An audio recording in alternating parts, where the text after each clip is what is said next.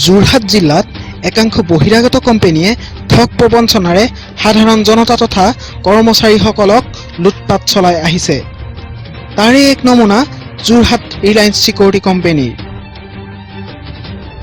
Reliance security কোম্পানীৰ এই ঠগ প্ৰবঞ্চনাৰ বিৰুদ্ধে এক প্ৰতিবাদী কাৰ্যসূচী হাতত লৈছে কৰ্মচাৰী তথা সচেতন ৰাইজে। তাৰে এক সামগ্ৰিক পৰিৱেশ দেখুৱাব আমাৰ যোৰহাটৰ সাংবাদিক দীপেন বৰাই।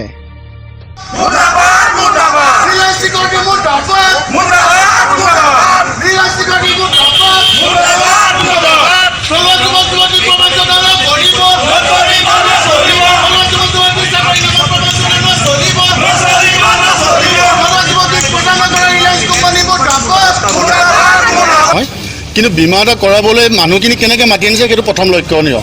তেওঁলোকে কোনোবা শ্বপিং মলত গৈ কোনোবা তেল ডিপুত গৈ তেওঁলোকে মানুহখিনি এটা কাৰ্ড দিয়ে আৰু কাৰ্ডটো পোৱাৰ পিছত তেওঁলোকে অফিচত জমা দিয়ে, তাৰ যিটো কাৰ্ড বিলৰ মানুহজনে। আৰু তাৰপিছতে অফিচৰ পৰা ফোন কৰে 1000 নাম্বাৰৰ ভিতৰত, ফোন নম্বৰৰ ভিতৰত আপোনাৰ ৰেণ্ডম কৰি আপোনাৰ প্ৰাইজ নাম্বাৰটোৰ প্ৰাইজ লাভ কৰিছে 20 জন মানুহে। তেওঁলোকক মাতি আনি পেলাই তেওঁলোকক এটা বাতি ছেট দিয়ে, 30 টকা 40 টকা মূল্যৰ বাতি ছেট দিয়ে আৰু লাখ টকা তেওঁলোকে ইঞ্চুৰেঞ্চ কৰে। কিন্তু আমাৰ ইঞ্চুৰেঞ্চ কৰাটো লৈ পেলাই কোনো ধৰণৰ অসুবিধা নাই, কিন্তু আমাৰ কথা তেওঁলোকে ভুৱাকৈ কিয় মাতি আনে? কোনোবাই যদি ইঞ্চুৰেঞ্চ কৰে তেওঁলোকে নিজস্বতা আছে, তেওঁলোকে নিজে ভাবি পেলাই কৰিব, কিন্তু তেওঁলোকে ভুৱাকৈ কিয় মাতি আনে? কালি চাওক, আমি যেতিয়া অফিচত সুধিবলৈ আহিছিলোঁ তেতিয়া তেওঁলোকৰ ওচৰত মানুহ যোৱা আহিছিলে, 20 জন মানুহ আহিছিলে, 20টা ফেমিলি আহিছিলে। আৰু তেওঁলোকক সুধিছিলোঁ, তেওঁলোকে নকছাৰীৰ পৰা আহিছে, 1000 টকা তেওঁলোকৰ খৰচ হৈছে আৰু লগতে তেওঁলোকে গাড়ী এখন লৈ আহিছে, গাড়ী ভাড়া আছে, তেওঁলোকে চাকৰি সেইদিনা ছুটি লৈ আহিছে। ঠিক তেনেকৈ তিয়কৰ পৰা আহিছে, হাজাৰ টকা খৰচ কৰি আহিছে। কিয় তেওঁলোকে নাজানে তেওঁলোকক ইয়াত যে ইঞ্চুৰেঞ্চ কৰিবলৈ মাতিছে। যেতিয়া তেওঁলোকক ইয়াত ইঞ্চুৰেঞ্চৰ কথা ক'লে তেওঁলোকে ইয়াৰ পৰা পলাইছে।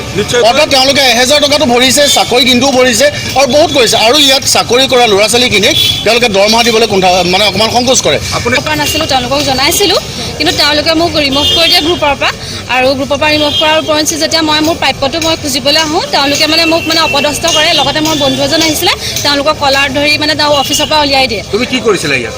মই আপোনাৰ টেলিকলিং কৰিছিলোঁ। তেওঁলোকে ভুৱাভাৱে কল কৰাই যে আপুনি এনেকুৱা গিফ্ট এটা পাইছে, আপোনাৰ ভাউচাৰ চিলেক্ট হৈছে, সেইটো কাৰণে আপোনালোকক ইনভাইট কৰা হৈছে। আৰু ধৰক বহুত দুখীয়া মানুহো আছে যিখিনিয়ে ধৰক আহিব ইচ্ছা নকৰে, কিন্তু তেওঁলোকে সেই কথাখিনি ফ'ৰ্চ দিবলৈ কয় যে তেওঁলোকক আহিব কোৱা, এনেকৈ ধৰণে হ'ব, গিফ্ট পাব। আৰু বহুত মানুহে সোধেও যে কেনেকুৱা গিফ্ট হ'ব, তেতিয়া কয় যে তেওঁলোকৰ এটা হাউচ হোল্ড আইটেম বা কিচেন আইটেম গিফ্ট কৰা হ'ব।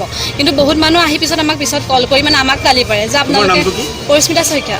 তোমাৰ লগত কি হৈছিলে ঘটনা? তুমি কিমান টকা দৰমহা পাইছিলা? মই আচলতে মোক প্ৰথম যেতিয়া মই জইনিং কৰিছিলোঁ মোক 8000 টকা চেলেৰি কৈছিলে, আৰু 8000 টকা 800 টকাকৈ আমাৰ পেন কাৰ্ডত জমা হ'ব বুলি কৈছিলে, যিটো আপোনাৰ এবছৰৰ মূৰত আমি উলিয়াই ল'ব পাৰিম। আৰু বাকী আমি অন হেণ্ড 7200 টকা পাব লাগে। কিন্তু মই 2 মাহত 3 মাহ কৰিছিলোঁ, মই 2 মাহ মই পালোঁ 3300 আৰু এবাৰ 3400 টকা।